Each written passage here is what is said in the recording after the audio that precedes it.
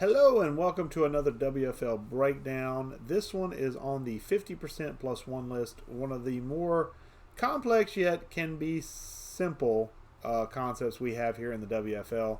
I am your host, Coach Winuvas, one of the leadership team here in the WFL, and we're going to talk, basically we're going to show you an example 50% list from a couple of seasons ago that I now use in the rule book to show off the 50% list. This gives you a good idea of what you'll be looking at each season.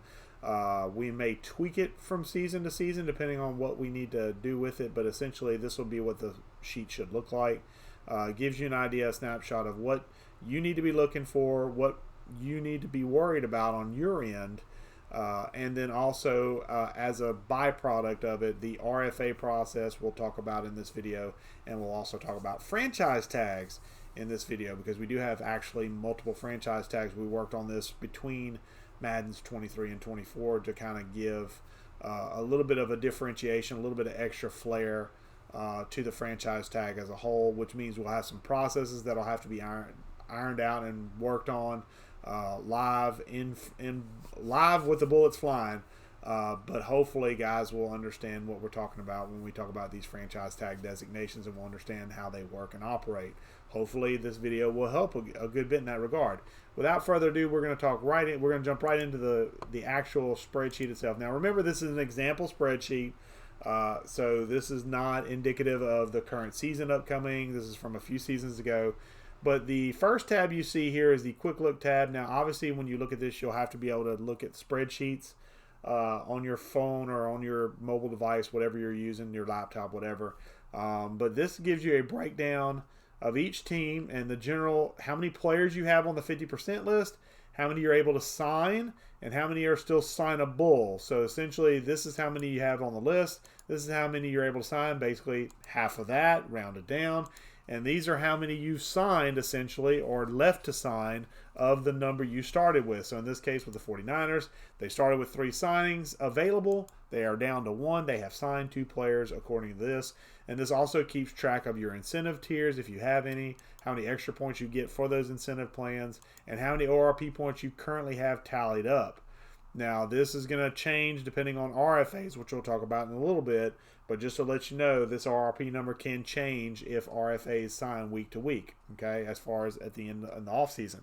So what I'm going to do is I'm going to jump to the 49ers because that's the easiest one to jump to. And this is your 50% list for the San Francisco 49ers. So what you have here is at the start of the season, we pull, or from Neon Sports, thanks to Cly, we pull all the information as far as your position, your overall, how long the contract is, and obviously the number of years left, to just kind of, because that's part of the formula we use to pull stuff. We also pull the trade value because that affects the ORP value, which you see there. Essentially, the ORP value is real simple. It's the trade value divided by 100 with a minimum of 1. So anybody that's below 100, which let's see if I can find somebody that's below 100. Yeah, for example, Cairo Santos here. He had 0 trade value. So did Lucas Patrick, had 100 trade value or 75 trade value. So he's listed as 1. So basically anybody from 0 to 199 is going to be 1 trade point. You have to hit 200 or better to get 2 trade points, or 2 ORP points out of it, I should say. So that's essentially the ORP value. And ORP value is off-season regimen program. If you're not familiar with the off-season regimen program, we do have a video out there that breaks it down in big detail. You can look at it. It's linked in the video description here. But the ORP value will affect off-season, obviously, hence the term off-season regimen program value. And that'll affect if you decide not to sign that player and let him hit free agency and someone else signs him, which is where this RFA number comes into play. So what I'm going to do now, just to show you how this works, is essentially as you sign players during the season, you have to report any signings that are on this list. You have to report in the WFL signings channel in Discord.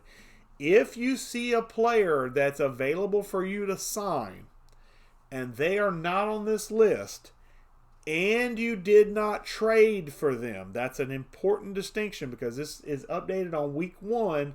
And while we do try our absolute best to keep it updated with trades, because trades does affect the 50% list, Obviously, 1-year contracts do not, because 50% list only populates in the last year of a multi-year deal. So, for example, you see Ray McLeod, he has 2 years left, or he had 2 years contract and he has 1 year left. So that means he shows up on this list. If Ray McLeod showed up, was a 1 year, like 1 year contract length and 1 year left, he wouldn't be on this list. So anybody like you sign in free agency during the season, or if you sign using, if we do the free agency draft, which we usually do every start of Madden cycle, anybody that you sign like that, or that you sign in free agency, or that you sign off the waiver wire, they have a 1 year contract by default. They'll never be on this list. Okay, they won't be on this list. If you go to sign a player and they aren't on this list, you don't have to report them to us. You just sign them. As long as you sign them to a legal deal, which you do have to record every signing you do. So do be aware of that. While we don't police the 1 year deals for obvious reasons, because they're not multi-year, we do ask and require that you stream any re-sign negotiations. And the reason is real simple. If you watch our contracts video, which will also be up on this channel as a breakdown, link will be provided in the description there.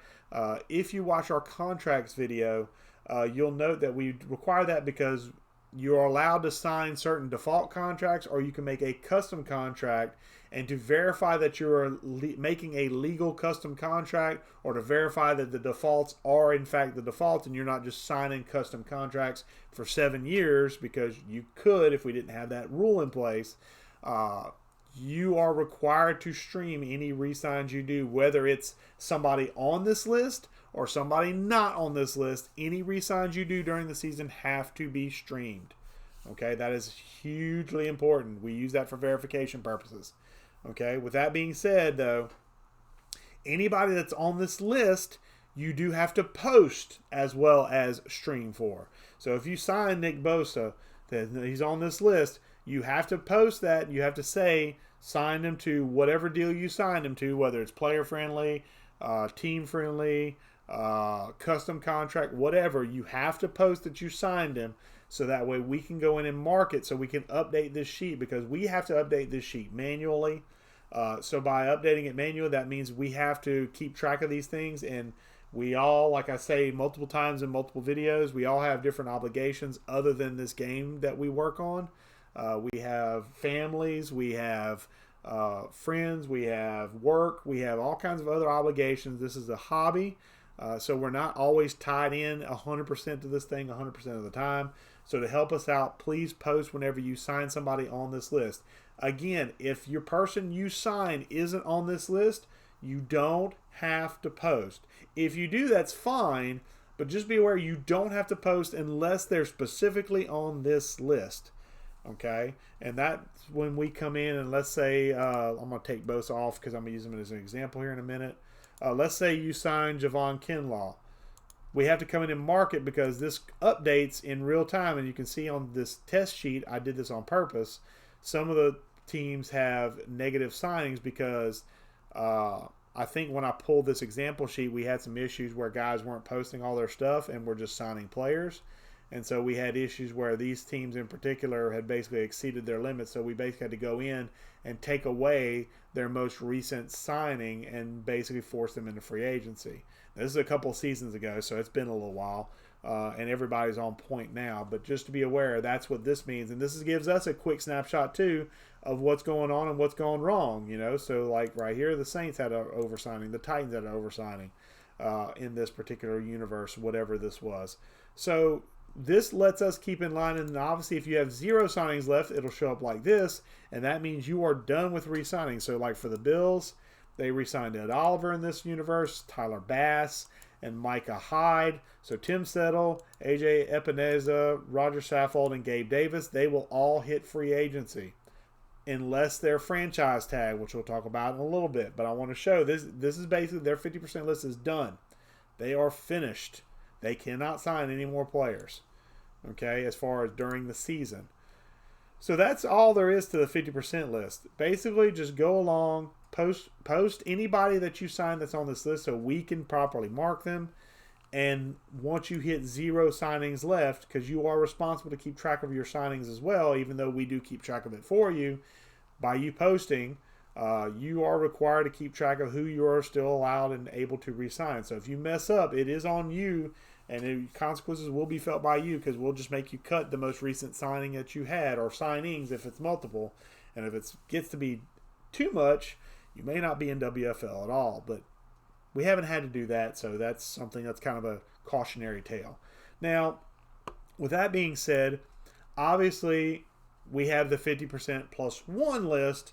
So what happens if you've got a guy that you really want to sign, but you obviously can't due to the fact that you run out of space? For example, like the Bills here, maybe Gabe Davis at an 85 overall. You're like, man, I'd really hate to lose that because that's a valuable piece of my offense. Well, in the offseason, you're allowed to franchise tag. Now, all of these count as the plus one in the 50% signing sheet. And the way we mark it, just to show you, let me make sure I'm showing. Yeah, okay. The way we mark it is real simple because this thing takes any input. So, boom. And now if we go look at quick look, the Bills will show up as -1, but that's their franchise tag. Okay? So, that would be our plus one. So, boom. I'm going to erase it for right now, though. So, franchise tag designations. Let me close this up. There we go. So we have what's called the regular franchise tag. This is in parlance of the real world. This is what's known as the exclusive franchise tag. This is the one you offer in Madden. So if you don't want any chance of losing the player at all, 0, use the regular franchise tag. Okay? The way it works is real simple. You go under the player while streaming. You go to franchise tag, the option to franchise tag. It will give you a number that you have to pay that player for that upcoming season, which is within the top 5 dollar value at that position.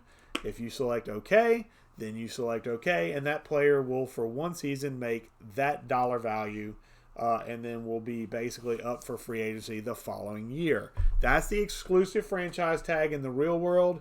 That's the way Madden does their franchise tag in game. Now, we've added 2 other franchise tags that aren't in game that is a little bit different. So I want to go into a little bit more detail about these. The first one being the non-exclusive franchise tag. Now this one, because it's not exclusive, you have to let this player hit free agency, but you must post inside of, I believe it's under signings. Yes, you must post under signings that player X is going to be a non-exclusive franchise. Okay? So, going back to the document, let's go back to the 49ers. Let's say Joey Bosa couldn't get a deal done. Just could not get a deal done. Joey Bosa would not agree to anything. You don't want to franchise tag him because you don't want to cripple your cap, but you want to have the ability to keep him under some sort of control. You can choose to RF or non-exclusive free agent. So you can do for our franchise tag, excuse me, so NEFT. And that lets us know, we type that in, and essentially that player is not exclusive franchise tag. And that means the following. When it comes time to get rid of players, you don't re-sign him. So he actually officially hits free agency. Okay? If another team signs the player, regardless of what the offer is, you can look at the offer given, and the original team will get the right of basically matching the offer. Okay? Now, this does mean that admin on our side is going to have to do a lot of extra legwork, but be aware that if anybody hits as a non-exclusive franchise tag and you sign them, be aware that they can be taken by the team that gave them up. So let's say in this example, Nick Bosa, he's a 49er. I'm the Rams. I sign him to a 5-year, $120 million deal. If the 49ers wish to match that offer, they can do so. And I don't get Nick Bosa. Nick Bosa goes back to the 49ers at that contract, but as the Rams, I do get 2 first-round picks because that's the way the non-exclusive franchise tag works in real life. Basically, you have to pay up 2 first-round picks if you wish to sign that player. If you wish to tender them an offer and it's matched. Okay? So essentially, it's almost a guarantee that that player will not make it through free agency if we're in a 32 user league. Obviously, this includes the computer as well. If we have a computer team during the offseason and they sign a non-exclusive franchise tag player, the owner that lost him will have the chance to match. If they choose to match, we'll force the computer to cut the player, and then they will make a trade involving picks to get that player back on the original team.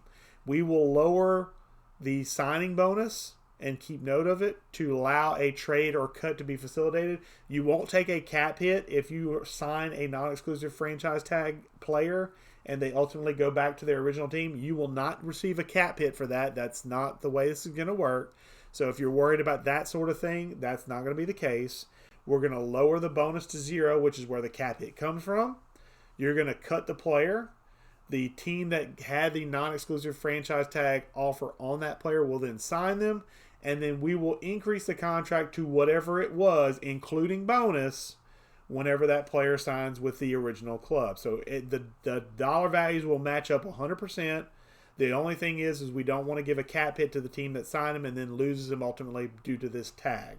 So there will be no cap hit, but you will have to give up the team that gets the player back. If they choose to get him back, will get 2 first-round picks in compensation. So you also have to have first-round picks to give up. So like me with the Rams, up until recently, first-round picks were like an allergic reaction. So I couldn't have signed a non-exclusive franchise tag because I didn't have picks to give up to begin with.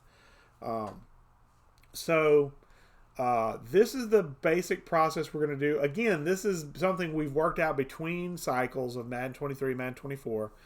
So this is going to be a process that we're going to see if it works. This is something that's going to be a new thing for us.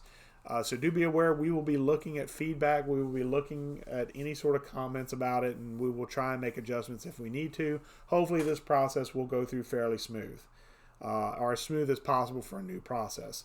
Now do be aware that whenever you offer the contract, it has to be at minimum the average of the top 5 players at their position's annual salary.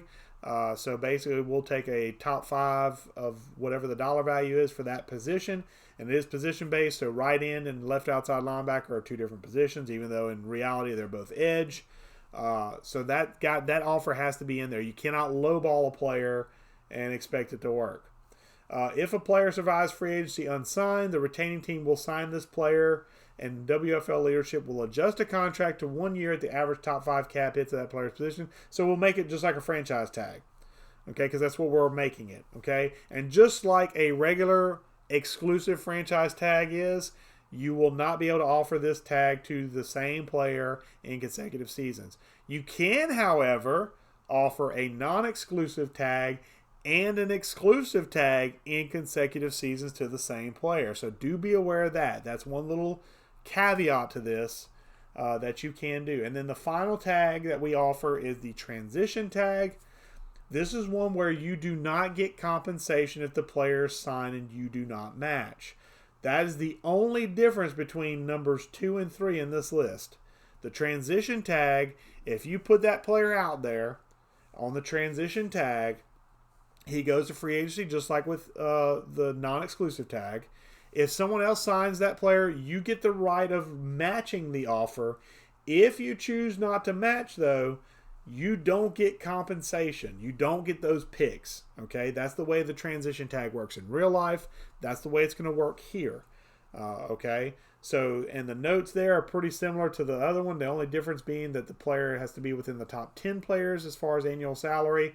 And if nobody signs the player, then that essentially the contract will be adjusted to 1 year at the average top 10, which means more admin work for us. So basically steps 2 and 3, the non-exclusive and the transition tag, those are going to be more admin heavy if the process works out for you. But do be aware that that's what we're going to do as far as allow you to sign it. No waiver claim is going to be needed for tags 2 and 3.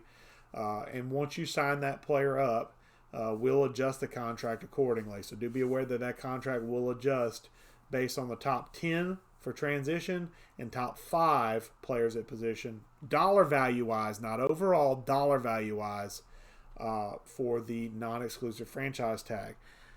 Now, if you choose not to use any of these fancy franchise tags, or you just don't have a player that's worth franchising and they go to RFA, they go into the RFA process. So I'm going to go back to the spreadsheet here, and I'm going to delete this just to say, let's say we let Nick Bosa walk. We don't give him any sort of tag. Nick Bosa, you can kick rocks, even though that feels stupid.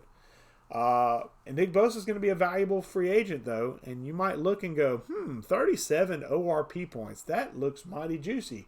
I could boost a bunch of players for that. Nick Bosa hits free agency. No tag is given, so that means he is completely an unrestricted free agent, and a team signs him. Now, that ORP value, as we go back to the quick look, will add into the current ORP points. So now you see the 49ers have jumped up to 51 ORP points. So this is to mimic a tough decision that you have to make. Maybe the 49ers are cap strapped. They can't afford a tag. They didn't have a trade that they liked, so they didn't trade him in the year of his contract coming up. They didn't want to franchise tag him because they couldn't afford it. They let him hit free agency. This is to basically mimic that whole next man up mentality, because while you don't have to use the points to improve parts of your defensive line in this case, because Joey Bosa is a huge edge rusher, that's a big void that you're leaving with Bosa leaving. But with 37 points, you can definitely improve some guys to help out and boost them up to the point where maybe they become solid citizens as far as being able to kind of take on some of the load. Will they be a Nick Bosa? Absolutely not. They won't. But that 37 points or whatever the ORP value is, that helps mitigate some of the value you see in losing that player.